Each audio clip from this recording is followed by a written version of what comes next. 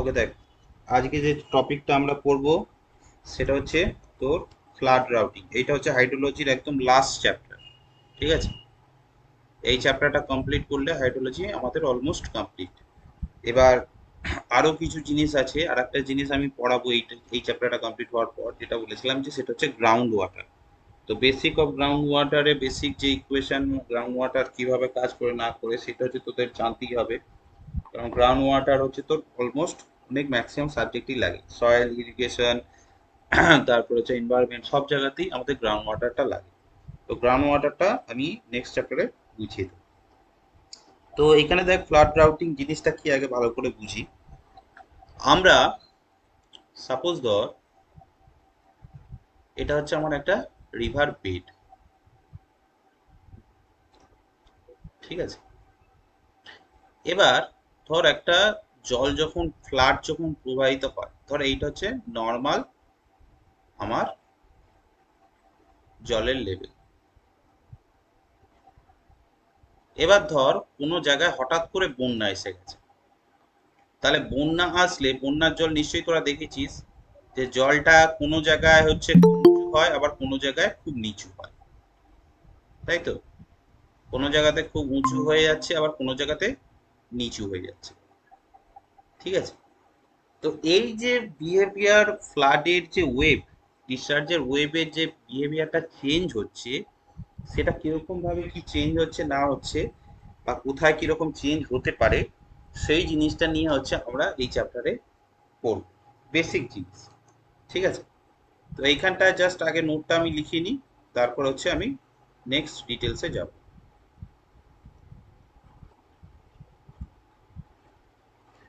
তো লেখ, ফার্স্ট লেখ, flood routing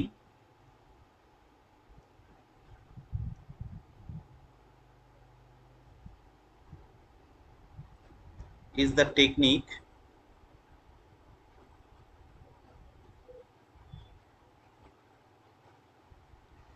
the technique of determining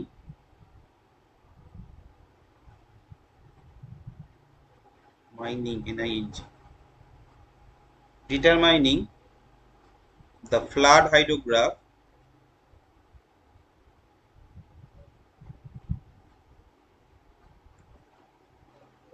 at a section of a river by utilizing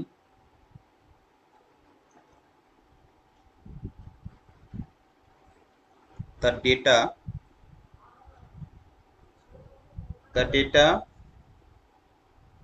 of flood,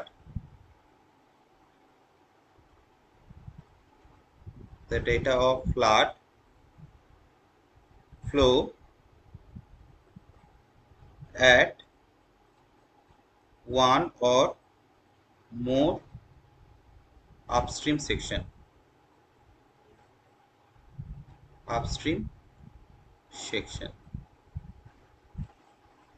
ঠিক আছে। এর সাথে একটা পয়েন্ট লিখে রাখ যে ফ্লাড রাউটিংটা কেন করছি। The study of the basic aspects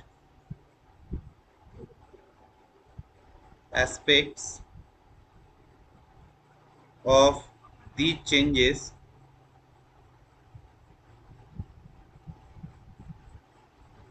in a flood wave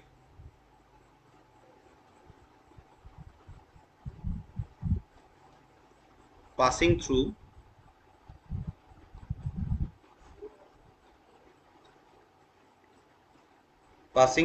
a channel system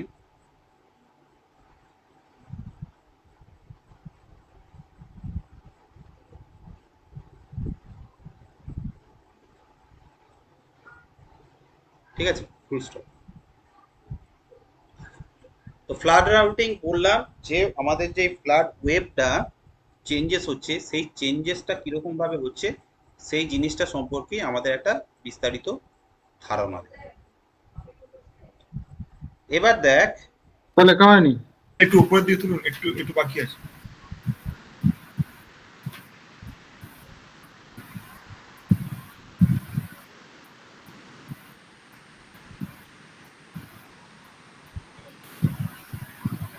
লেখা আছে। হ্যাঁ স্যার। এবার এই স্যার ফ্ল্যাট, মানেটা ঠিক বুঝতে পারলাম না। হ্যাঁ, এই মানেটা বুঝতে পারলাম না। মানে হচ্ছে দেখ, বলছে যে আমার কোনো একটায়, এই হচ্ছে আমার রিভার বেড, ঠিক আছে, এই রিভার বেডে আমার যখন বন্যা আসে, ভালো করে বুঝ, যখন বন্যা আসে তখন আমরা ধরি যে জল হচ্ছে সাপোজ ধর আমি প্লেন একটা সেকশন ধরছি, ঠিক আছে, ফ্লাড হলে আমরা যখন ক্যালকুলেশন করছি তখন হচ্ছে নর্মাল জলের লেভেল এইটা আছে, ফ্লাড হলে ধর জলের লেভেলটা আমরা ধরে নিচ্ছি এইটা, এটাই তো ধরি। কিন্তু যখন ফ্লাড হয় তখন কি এরকম ভাবে হয় না, জিনিসটা এরকম ভাবে হয়। বন্যার যে ঢেউটা আসে সেটা কিরকম ভাবে আসে, এরকম ঢেউ খেলানো অবস্থাতে আসে, তাই তো। তার মানে হ্যাঁ। এই যে যখন ঢেউ খেলানো অবস্থায় আসছে, তার মানে বিভিন্ন জায়গায় যে আমরা ব্যাংকের প্রোটেকশনটা দেব, তাহলে সেই জিনিসটা নিশ্চয়ই আমাকে মাথায় রাখতে হবে যে যেখানটা এরকম পিক হয়ে যাচ্ছে আবার কোথাও ডাউন হয়ে যাচ্ছে, তাহলে আমি যে ব্যাংকটা যে প্রোটেকশনটা যে ডিজাইনটা করব, নিশ্চয়ই সেটার মধ্যে কিছু চেঞ্জেস আমাকে রাখতেই হবে।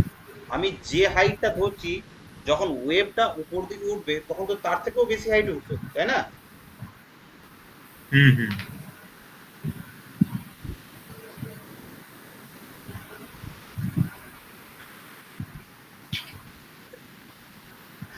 তো তো এই হচ্ছে বেসিক জিনিস। এবার দেখ, ফ্লাড রাউটিং দু জায়গায় আমাদের করতে হয়।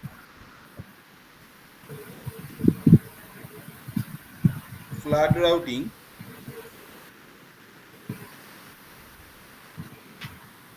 আমরা দু জায়গায় করি।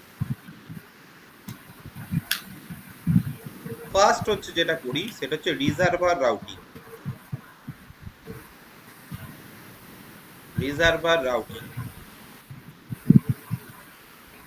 আর একটা করি যেটা হচ্ছে চ্যানেল রাউটিং, ঠিক আছে। রিজার্ভার রাউটিং জিনিসটা কি ভালো করে বুঝ। রিজার্ভার রাউটিং মানে হচ্ছে যে আমার ইউজের চেঞ্জেস অফ ফ্লাড ওয়েভ হচ্ছে, ঠিক আছে, এই চেঞ্জেসটা ধর কোনো একটা ড্যামের কনস্ট্রাকশন করছি, ধর আমি এখানে একটা কোনো ড্যাম কনস্ট্রাক্ট করেছি, ঠিক আছে। এবার এর তো একটা নির্দিষ্ট তোর হাইট আছে, ঠিক আছে। তাহলে এই যে হাইটটা আছে, এর মধ্যে নিশ্চয়ই তার ফ্লাডের ওয়েভের তার চেঞ্জেস আমরা লক্ষ্য করতে পারবো, কতটা জল আসছে কতটা বেরিয়ে যাচ্ছে, আবার রিজার্ভার থেকেও তো আমরা জলটা বার করবো। তো এই যে পুরো সেক্টরটাতে যে চেঞ্জেস গুলো ঘটছে, সেই জিনিসটা আছে যেখানে পড়বো সেটাকে বলা হয় রিজার্ভার রাউটিং। এবার হচ্ছে যদি নদীর মধ্যে বা ক্যানেলের মধ্যে যে রাউটিং যে স্টাডিটা করব সেটা হচ্ছে পুরোপুরি চ্যানেল রাউটিং, ঠিক আছে। তো সবার ফার্স্টে আমরা একটু রিজার্ভার রাউটিং সম্পর্কে একটু বুঝে নিই।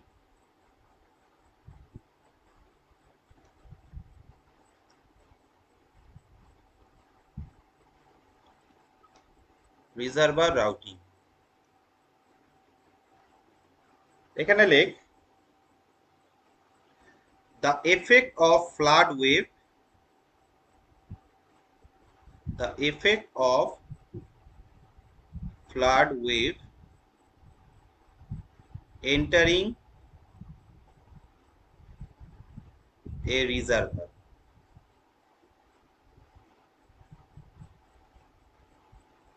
ঠিক আছে। তার মানে এই রিজার্ভারের মধ্যে যে ফ্লাড ওয়েভটা হচ্ছে তোর এন্টার করছে, সেই জিনিসটা নিয়ে স্টাডি যখন করব তখন সেটাকে বলবো রিজার্ভার রাউটিং। এর মধ্যে আর একটা পয়েন্ট লেখ যে এই স্টাডিটার মধ্যে দিয়ে আমরা কি কি কনক্লুশন করি বা কি জিনিস অ্যাকচুয়ালি জানতে পারি। তো এইটা থেকে আমরা যেগুলো জানতে পারি, ফার্স্টে লেখ ফ্রম দিস, স্টাডি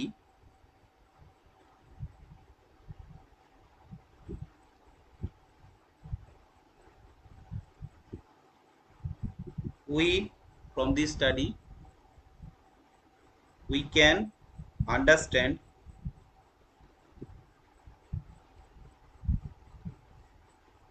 the 1 নম্বরে লেখ in the design of the capacity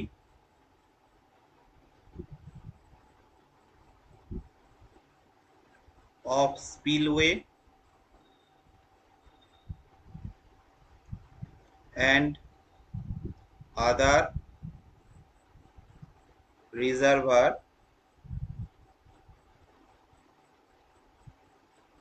outlet structure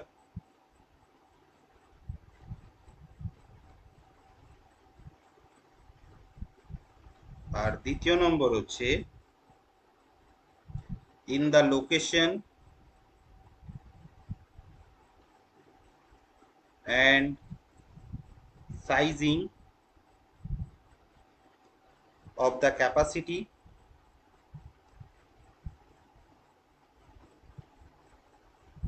of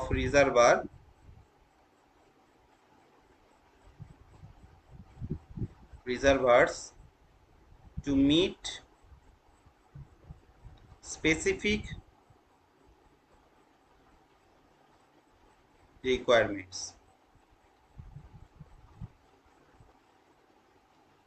এই হচ্ছে দুটো point reservoir capacity. First point কি বলছে, in the design of capacity of spillway and other reservoir outlet structure. তো রিজার্ভার রাউটিং থেকে আমরা একটা আইডিয়া করতে পারি যে আমার স্পিলওয়ের কতটা ক্যাপাসিটি আমাকে স্পিলওয়েকে দিতে হবে, মানে স্পিলওয়ের মধ্যে দিয়ে আমরা মানে স্পিলওয়েটা কতটা চওড়া করবো এক কথা, ঠিক আছে, কতটা জল একসাথে বাইরে বার করতে পারবো, 1 নম্বর। দ্বিতীয় number, in the location and sizing of the capacity reservoir meet specific requirement. এই যেটা আর কি বললাম, প্রথম হচ্ছে তো স্পিলওয়ে করবো কি করবো না এই জিনিসটা আমরা জানতে পারছি। দ্বিতীয় নম্বর হচ্ছে স্পিলওয়ের কতটা ক্যাপাসিটি নিতে পারবে সেটা আমরা জানতে পারছি। নেক্সট যেটা আসছে সেটা হচ্ছে আমাদের চ্যানেল রাউটিং। চ্যানেল রাউটিং, তো চ্যানেল রাউটিং এর মধ্যে আমরা কি বুঝছি, the change in the shape of hydrograph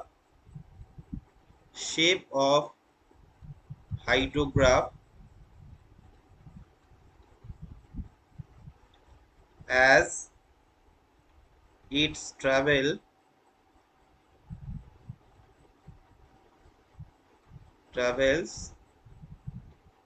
down a channel, ঠিক আছে, ডাউন এ চ্যানেল মানে হচ্ছে প্রত্যেকটা আলাদা আলাদা পয়েন্টে আমাদের যখন চ্যানেলের মধ্যে দিয়ে যখন ওয়াটারটা ফ্লো হবে, তাহলে এর যে পিক ভ্যালু, তাহলে প্রত্যেকটা পয়েন্টে পয়েন্টে বিভিন্নভাবে চেঞ্জেস হবে। তো কোথায় কিরকম ভাবে চেঞ্জেসটা হচ্ছে সেইটা হচ্ছে আমরা এই চ্যানেল রাউটিং এর মাধ্যমে আমরা বুঝতে পারি, ঠিক আছে। আর এক ধরনের রাউটিং যে মেথড, সেই মেথডটা দু ধরনের, আর একটা হচ্ছে তোর করা হয়, এটাও খুব ইম্পর্টেন্ট, এটাও আমাদের জেনে রাখতে হবে। আমাদের যে রাউটিং মেথড সেটা হচ্ছে তোর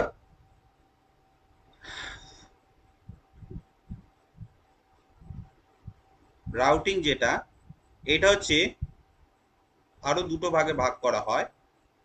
সেটা হচ্ছে একটা হচ্ছে হাইড্রোলজিক, এখানটা কিন্তু খুব ইম্পর্টেন্ট, এখান থেকে কোশ্চেন আসে, ঠিক আছে। হাইড্রোলজিক, এই চ্যানেল রাউটিংকেই দুভাগে ভাগ করছে? না, এটা চ্যানেল রাউটিং নয়। এই যে মেন যে রাউটিংটাকে বললাম, একটা হচ্ছে তার ক্যাপাসিটি বা তার বিহেভিয়ারের উপর বেস করে হচ্ছে আমরা করতে পারি, যেটা হচ্ছে ফ্লাড রাউটিং, এটাকে আমি বললাম ফ্লাড রাউটিং, ঠিক আছে। এবার নর্মাল যে রাউটিং, ঠিক আছে, সেটাকে হচ্ছে দু ধরনের রাউটিং, একটা হচ্ছে হাইড্রোলজিক রাউটিং আর একটা হচ্ছে হাইড্রোলিক রাউটিং।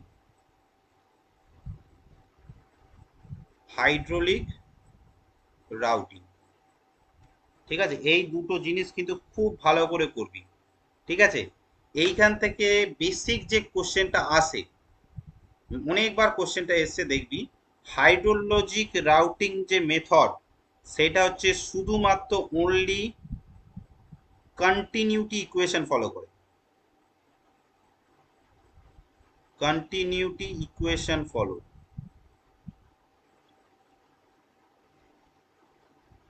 ঠিক আছে,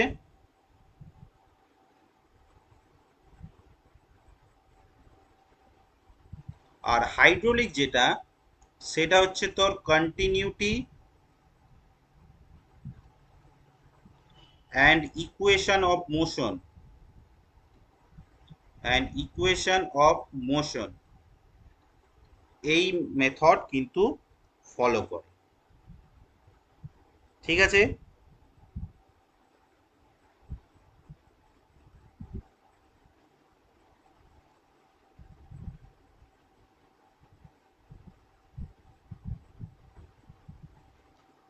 ঠিক আছে, এখানে আমরা একটা নোট নোট করে লিখবো যে হাইড্রোলজিক মানে হচ্ছে শুধুমাত্র হচ্ছে তোর জলের উপর বেস করে করছে, কতটা ইনফ্লো হচ্ছে কতটা আউটফ্লো হচ্ছে। আর হাইড্রোলিক রাউটিং মানে হচ্ছে তোর আমার পুরো স্ট্রাকচারের উপর অনেকটা ডিপেন্ড করছে। ঠিক আছে, কতটা কিভাবে কোন ডিরেকশনে যাচ্ছে। ঠিক আছে, এখানে যেমন কি কি পরিমাণ যাচ্ছে সেটা একটা ডিপেন্ড করছে, কিন্তু হাইড্রোলিকের ক্ষেত্রে কি হচ্ছে, সে হচ্ছে তোর পরিমাণটাও যাচ্ছে এবং তার ডিরেকশনটা কোন দিকে যাচ্ছে, সে কিরকম ভাবে ফলো করছে, সেই জিনিসটাও কিন্তু মাথায় রাখতে হবে। এই যে হাইড্রোলিক রাউটিংটা, এইটা কিন্তু অনেক সময় সেন ভ্যাকান্ট ইকুয়েশন ফলো করে, সরি সেন ভেনান্ট ইকুয়েশন ফলো। ঠিক আছে, তাহলে হাইড্রোলিক রাউটিং এ কিন্তু সেন্ট ভেনান ইকুয়েশন হচ্ছে ফলো করে। তার মানে এখানে কন্টিনিউটি ইকুয়েশন অফ মোশন মানে মোমেন্টাম ইকুয়েশন এক কথায় যেটা বলা হয়। ঠিক আছে, এই জিনিসটা কিন্তু আমাদের ফলো করে, সেই জিনিসটা কিন্তু মাথায় রাখতে হবে আমাদের। ঠিক আছে, তো এইটা গেল আমাদের ডিফারেন্স। আমি কিন্তু আবার বলছি, এই দুটো কোশ্চেন কিন্তু পরীক্ষায় আসে, যে হাইড্রোলজিক রাউটিং মেথড কোন ইকুয়েশন ফলো করে আর হাইড্রোলিক রাউটিং মেথড কোন ইকুয়েশন ফলো করে, এটা কিন্তু পরীক্ষায় আসে, সুতরাং এটা ভালো করে করে রাখি। চলো, নেক্সট হচ্ছে আমাদের দেখি হাইড্রো রাউটিং মেথডে বেসিক ইকুয়েশন কি কি আছে। হাইড্রোলিক রাউটিং মেথডে বেসিক ইকুয়েশন আমরা কি কি ফলো করে সেটা আমরা একবার দেখি। দেখ, একটা হাইড্রোগ্রাফ যখন হচ্ছে তোর মানে কোনো একটা জল যখন ফ্লো হয়, ঠিক আছে, ধর আমার এইটা একটা হচ্ছে ড্যামের স্ট্রাকচার আছে। ঠিক আছে, তো এর মধ্যে যে জলটা এখানে হচ্ছে তোর আসছে, কিছুটা জল হচ্ছে তোর বাইরে বেরোচ্ছে, যে জলটা এন্ট্রি করছে তাকে আমরা বলি ইনফ্লো, যে জলটা বেরিয়ে যাচ্ছে তাকে আমরা বলি আউটফ্লো, আর যেটা হচ্ছে স্টোর হচ্ছে তাকে বলা হয় স্টোরেজ।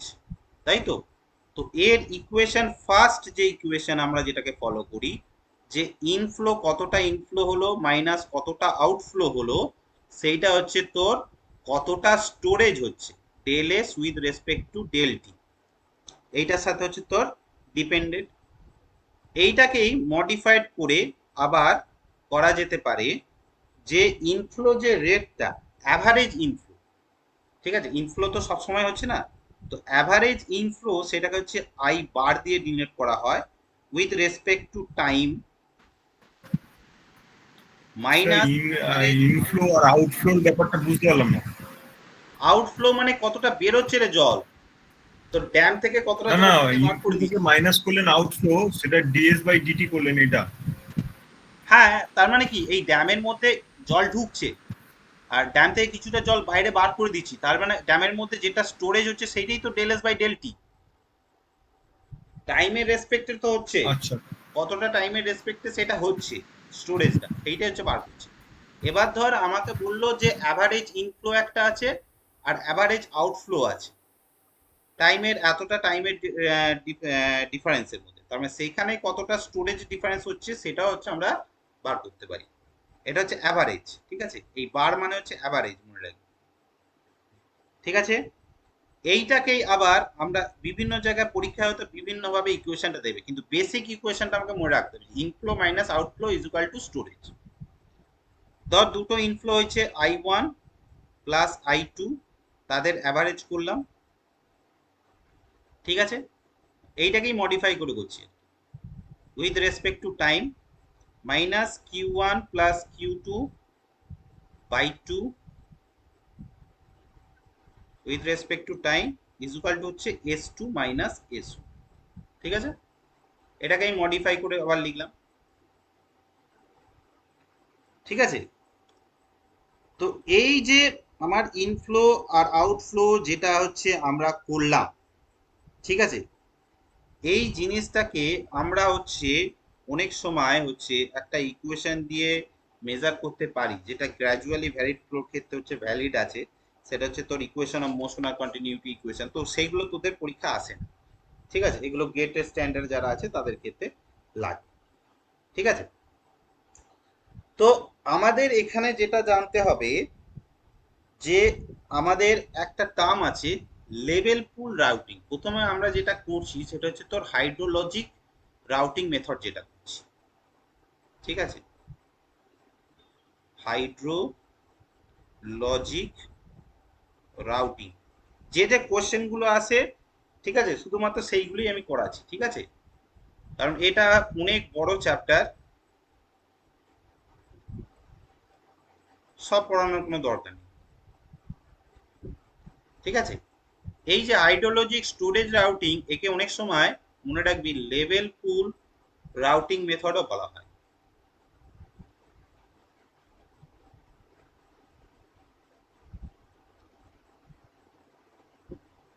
ঠিক আছে?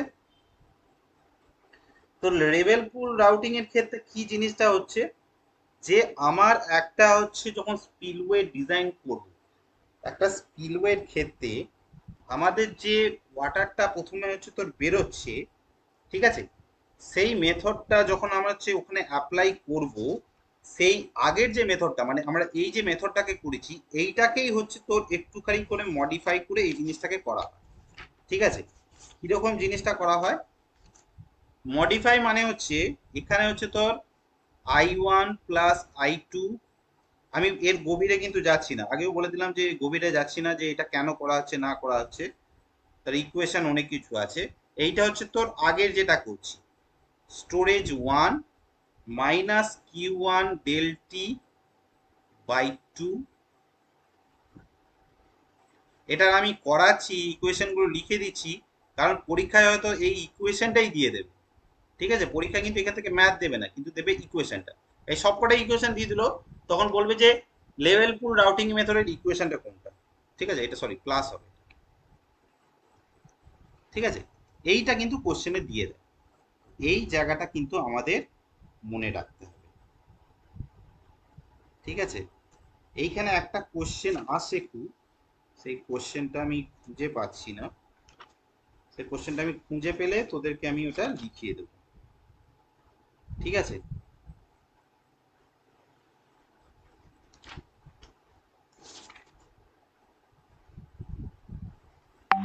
কোশ্চেনটা আমি পেলে লিখে দেবো। যাক, আর একটা হচ্ছে মেথড হয়, সেটা হচ্ছে গুডরিচ মেথড, ঠিক আছে? আর একটা হচ্ছে সেটা হচ্ছে Goodrich method.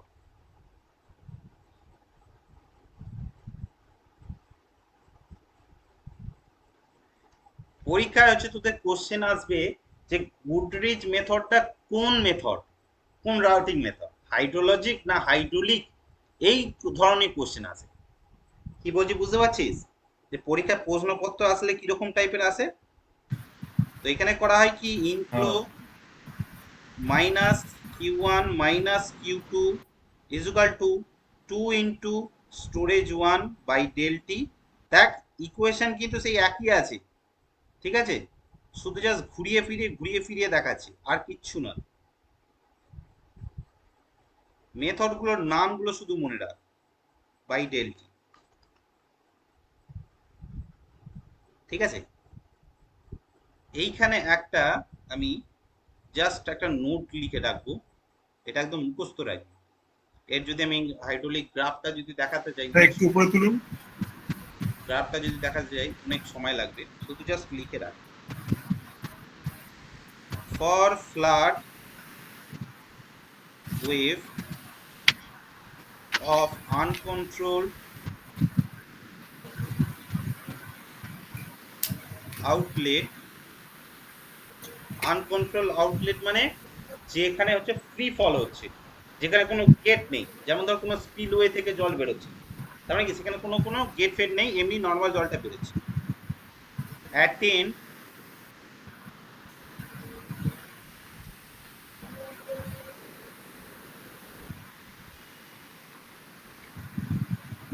ATTEN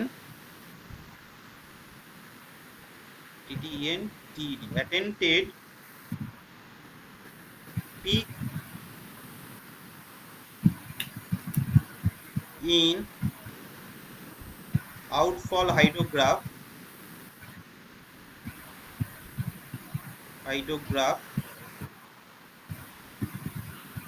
with increased time base।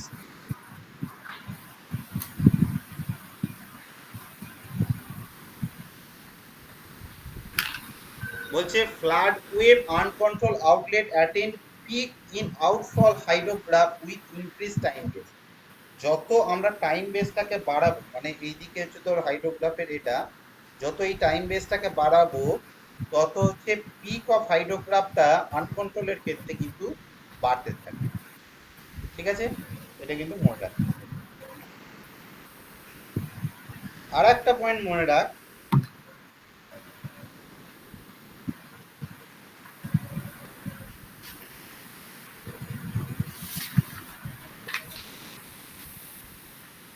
দাঁড়া এইখানটা আর একটা পয়েন্ট লেখাবো, সব কটা পয়েন্ট লেখাবো।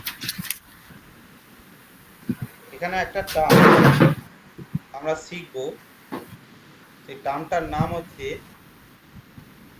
লিখে অ্যাটেনিউয়েশন। অ্যাটেনিউয়েশন এইখানটাকে ভালো করে বুঝ, যে একটা রিজার্ভারেতে হাইড্রোগ্রাফ কিরকম ভাবে ভ্যারি করে। তো রিজার্ভারের ক্ষেত্রে দেখ, এইটা ধর আমাদের একই টাইমের ক্ষেত্রে, এটা ধর ইনফ্লো হাইড্রোগ্রাফ, আর একই টাইমের ক্ষেত্রে এইটা ধর outflow hydrograph.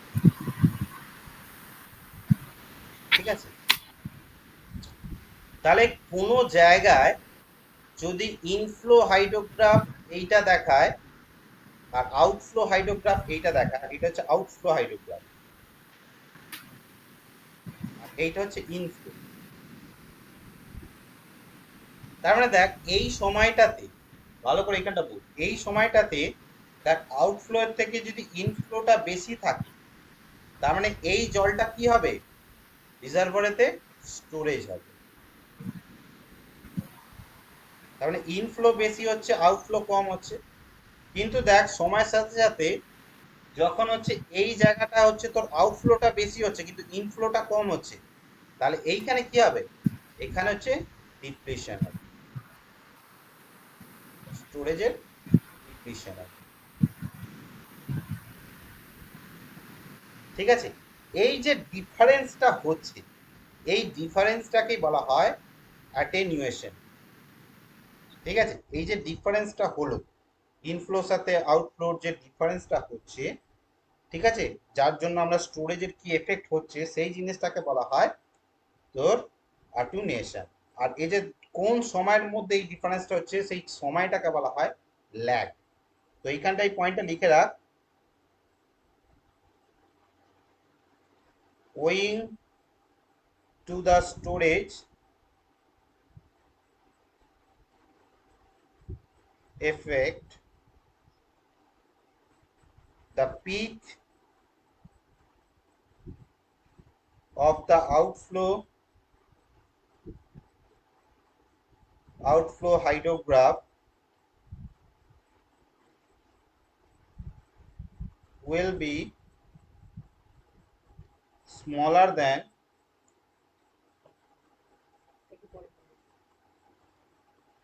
that of the inflow hydrograph। অবশ্যই যখন হচ্ছে স্টোরেজটা কখন হবে, যখন ইনফ্লো হাইড্রোগ্রাফটা আউটফ্লো হাইড্রোগ্রাফের থেকে উঁচু হবে, তাই তো? ওই জন্য বলেছে আউটফ্লো হাইড্রোগ্রাফ দেখ স্মলার দেন ইনফ্লো হাইড্রোগ্রাফ।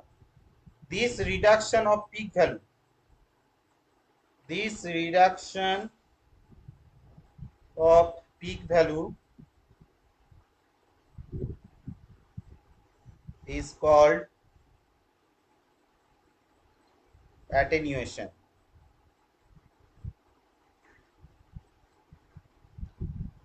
ঠিক আছে,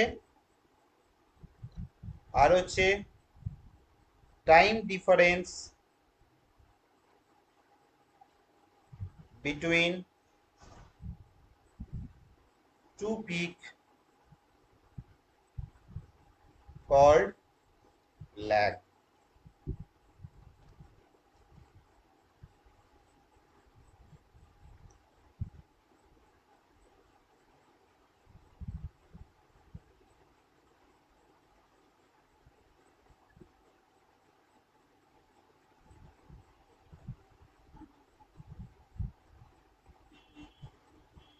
ঠিক আছে, এই জিনিসটা কখন দেখা যায়? এই জিনিসটা হচ্ছে যখন কন্ট্রোল স্ট্রাকচার করতে পারো। ধর আমার গেটটা বন্ধ আছে, অল্প অল্প জল ছাড়ছে, তাহলে তার ইনফ্লোটা বেশি হচ্ছে।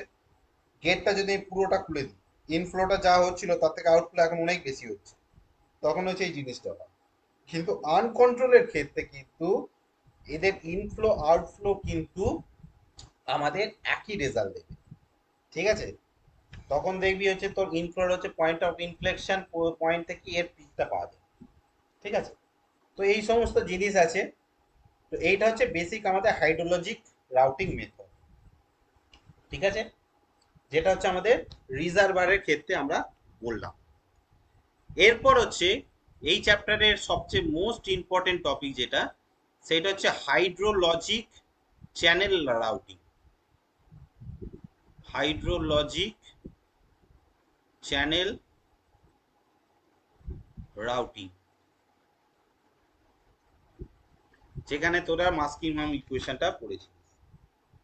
ঠিক আছে, এবার দেখ ভালো করে বুঝতে হবে যে আমার যে স্টোরেজটা হয় চ্যানেল রাউটিং এর ক্ষেত্রে, যে স্টোরেজটা হয় সেটা হচ্ছে পুরোপুরি ডিপেন্ড করবে, একটা হচ্ছে তোর ইনফ্লো আর একটা হচ্ছে আউটফ্লো।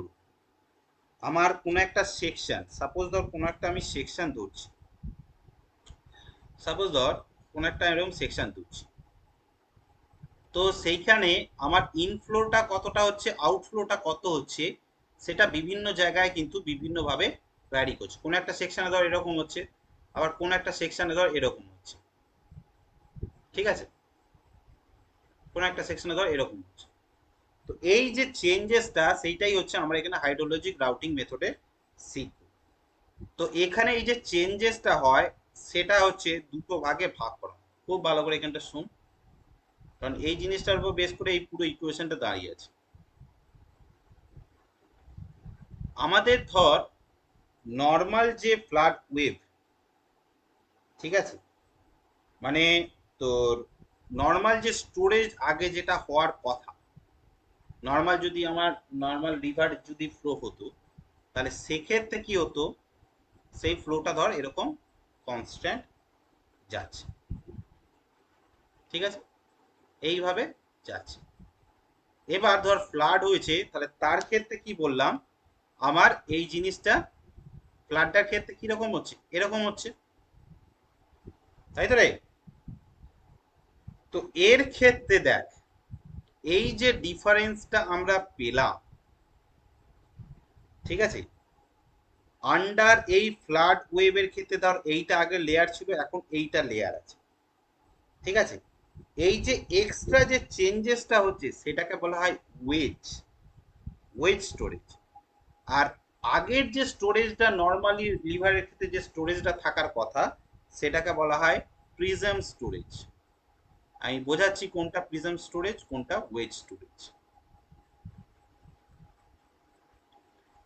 এই যে স্টোরেজটা দেখতে পাচ্ছিস, এই যে এই নর্মাল পুল লেভেলের যে স্টোরেজের এইটাকে বলা হয় prism storage. Prism storage, prism storage মানে একদম পার্মানেন্ট স্টোরেজ, মানে যেটা থাকে। কিন্তু এইখানে যেটা হচ্ছে, এখানে দেখ এখানে কমছে, এটা হচ্ছে বাড়ছে।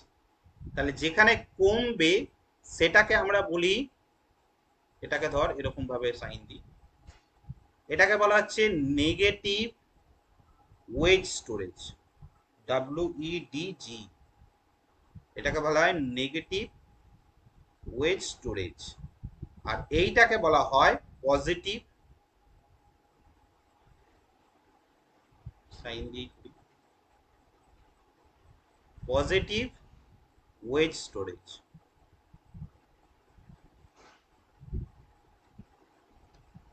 ঠিক আছে, তো এইটা ভালো করে আগে, এই ফ্লাডের সময়, হ্যাঁ বলছি যে ফ্লাডের সময় যে এই যে লেয়ারটা চেঞ্জ হয়, এটা কিসের জন্য হয় sir?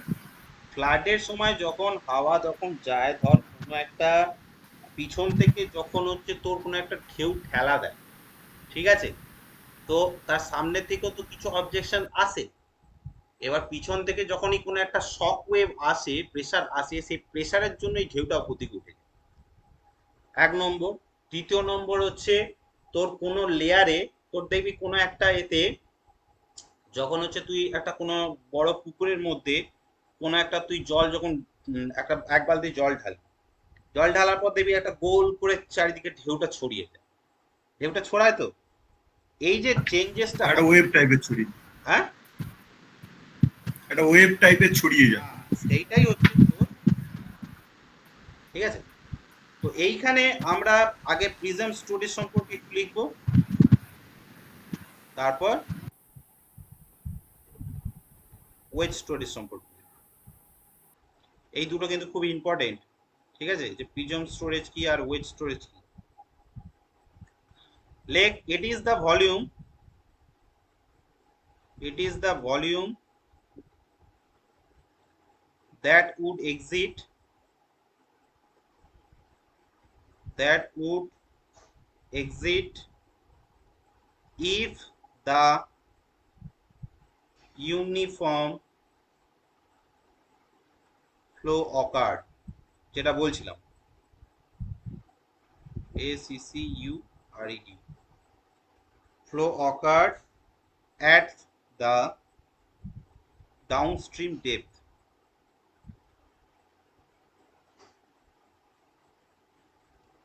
at the downstream depth। ঠিক আছে, এটা হচ্ছে যে আমার যে কনস্ট্যান্ট যে এটা পাচ্ছি সেটাকে বলা হচ্ছে তোর প্রিজম ডেপথ। দ্বিতীয় নম্বর যেটা হচ্ছে wedge storage.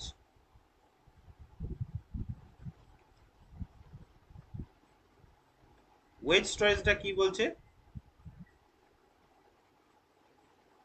It is the wedge-like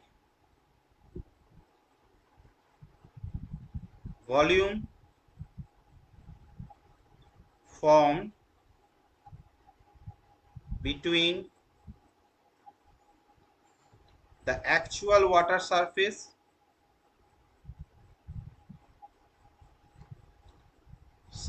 profile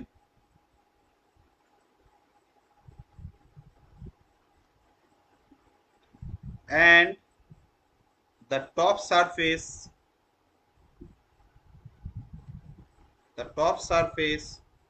of the prism storage, যেটা দেখালাম প্রিজম স্টোরেজ। ঠিক আছে, তাহলে এইটা হচ্ছে তোর পজিটিভও হতে পারে, নেগেটিভও হতে পারে। কখন পজিটিভ হয় নেগেটিভ হয় সেটা আমি দেখালাম।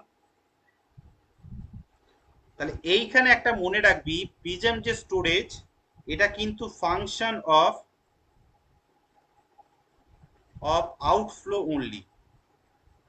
শর্ট কোশ্চেন আছে, আউটফ্লোর উপর ডিপেন্ড করে প্রিজম স্টোরেজটা কিরকম হবে। আর এইটা হচ্ছে function of inflow and outflow, দুটোর উপরই ডিপেন্ড করে। ঠিক আছে, তো এই যে টোটাল যে স্টোরেজ একটা চ্যানেলের মধ্যে কতটা ওয়াটার স্টোরেজ হবে তার জন্য একটা বেসিক ইকুয়েশন আছে। Total storage in channel, total storage in channel, সেটাকে হচ্ছে আমরা এক্সপ্রেশন দিয়ে করি এস ইজ ইকুয়াল টু, খুব important formula, K into X into I to the power M plus 1 - x into Q to the power M. s is equal to k into x into I to the power n plus 1 - x q r to the power m, যেখানে k আর x হচ্ছে constant, ঠিক আছে, m টা হচ্ছে একটা হচ্ছে constant exponent বলা হয়, যেটার ভ্যালু বিভিন্ন জায়গায় বিভিন্ন হয়, সেটা আমি বলে দেবো। লিখে রাখ, for rectangular channel, rectangular channel m হচ্ছে তোর 0.6, আর ন্যাচারাল চ্যানেল এই m এর ভ্যালুটা আমরা, ন্যাচারাল চ্যানেলের ক্ষেত্রে m এর ভ্যালুটা হচ্ছে আমরা 1 ধরি।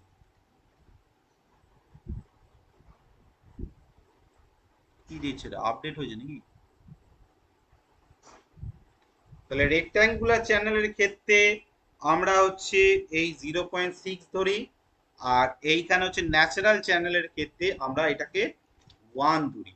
এইখানেই আসছে আমাদের মাস্কিংহাম ইকুয়েশন, মাস্কিংহাম ইকুয়েশন। উৎপল একবার জিজ্ঞেস করছিলিস না যে ফ্লাডে মাস্কিংহাম ইকুয়েশন কি? হুম, হ্যাঁ তো এইখানেই আসছে। এখানে কি বলছে যে ন্যাচারাল চ্যানেলের ক্ষেত্রে ইকুয়েশন যেটা, সেটা হচ্ছে K into X plus I 1 - x হচ্ছে কিউ, কারণ এমটাকে আমরা 1 ধরছি ন্যাচারাল চ্যানেলের ক্ষেত্রে, ঠিক আছে। তো এইখানে দেখ, এই যে ইকুয়েশনটাকে বলা হচ্ছে মাস্কিংহাম ইকুয়েশন, ঠিক আছে। এই পুরো ইকুয়েশনটাকে বলা হয় মাস্কিংহাম ইকুয়েশন। এই ইকুয়েশনটা কিন্তু পরীক্ষায় আসে, ঠিক আছে।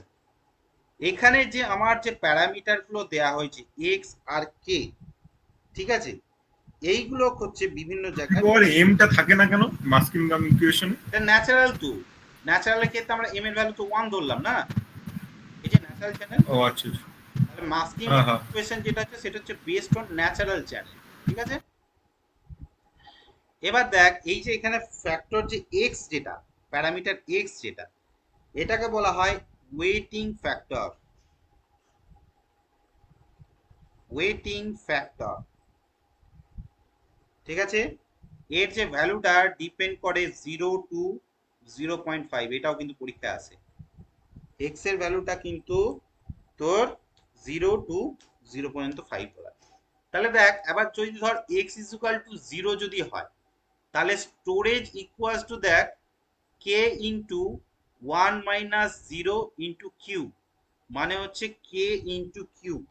তার মানে দেখ, কোনো জায়গায় যদি এক্স 0 হয়, তার মানে সেখানে হচ্ছে পুরোপুরি স্টোরেজটা ডিপেন্ড করবে কিন্তু আউটফ্লোর উপর, তাই তো। তাহলে এই ধরনের স্টোরেজকে বলা হয় লিনিয়ার স্টোরেজ, লিনিয়ার স্টোরেজ, এটা অনেক সময় প্রশ্ন আছে। লিনিয়ার স্টোরেজ অথবা লিনিয়ার রিজার্ভারও অনেক সময় বলা হয়,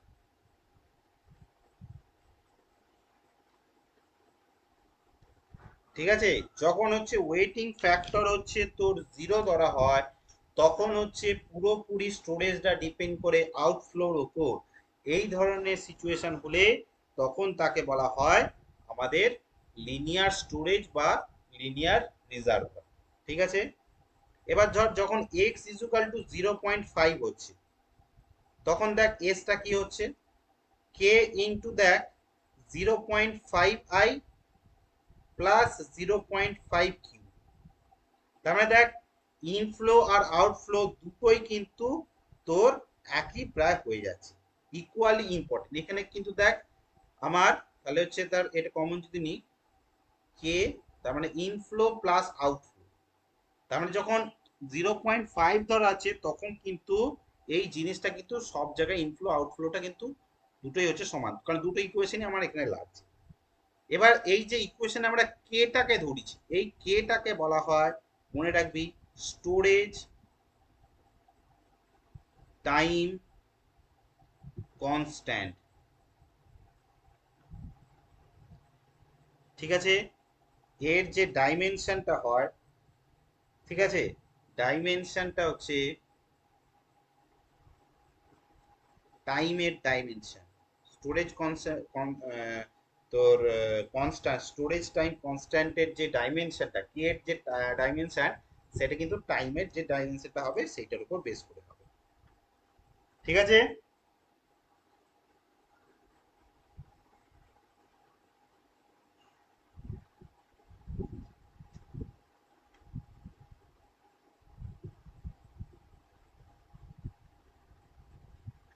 ঠিক আছে।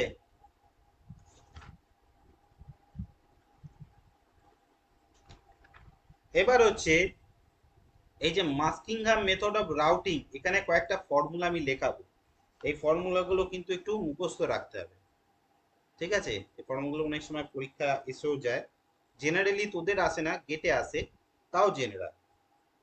তাহলে দেখ আমরা এটাকে যদি আরেকটু মডিফাই করি, যে স্টোরেজের যে চেঞ্জেসটা হবে সেটা তাহলে ডিপেন্ড করবে কে ইন্টু হচ্ছে তোর x i2 minus i1 plus 1 minus x q2 minus q1। ঠিক আছে, এই হচ্ছে আমাদের বেসিক ইকুয়েশন। আবার কন্টিনিউটি ইকুয়েশন থেকে আমরা পেয়েছি s2 minus s1 is equal to কত, i2 plus i1 by 2 into del T, এটা নিশ্চয়ই তোরা দেখেছিস, minus q2 plus q1 by 2 into del T. ঠিক আছে, এইখান থেকে আমাদের একটা জেনারেল ইকুয়েশন পাওয়া যায় q2 এর ইকুয়েশন, যেটা হচ্ছে c0 i2। স্যার হুম, 1 minus x into q1 minus q1. q2 minus q, ঠিক আছে, তো c0 into i2 plus c1 into i1 plus c2 into q1, এই যে ইকুয়েশনটা, এইটা পরীক্ষায় আসে, এই ইকুয়েশনটা পরীক্ষায় আসে। ঠিক আছে, এই ইকুয়েশনটা তোদের মুখস্থ রাখতে হবে, মাস্কিংহামের এই ইকুয়েশনটা কিন্তু পরীক্ষায় আসে, বারবার বলে দিলাম। স্যার Q2টা তাহলে কি হবে? Q2 ডিসচার্জ হচ্ছে টাইম থেকে নেক্সট টাইমে যে ডিসচার্জটা হচ্ছে সেইটা হচ্ছে মানে আউটলেট, আউটলেটের যে ডিসচার্জটা হচ্ছে সেটা হচ্ছে তো ডিপেন্ড করবে C0 I2 plus C1 I1 plus C2 Q1, এইগুলোর উপর ডিপেন্ড করবে। একটু দাঁড়া।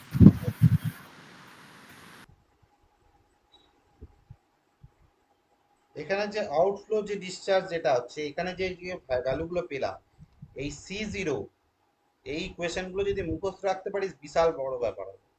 ঠিক আছে, minus K into X plus 0.5 del T, ঠিক আছে, বাই হচ্ছে K minus K X plus 0.5 del T, c1 যেটা ভ্যালু, এই এই সবকটা ভ্যালুর ক্ষেত্রে একটা জিনিস কমন দেখবি যে নিচেটা কিন্তু ঠিকঠাক আছে, আগে নিচেটাকে মনে রাখবি,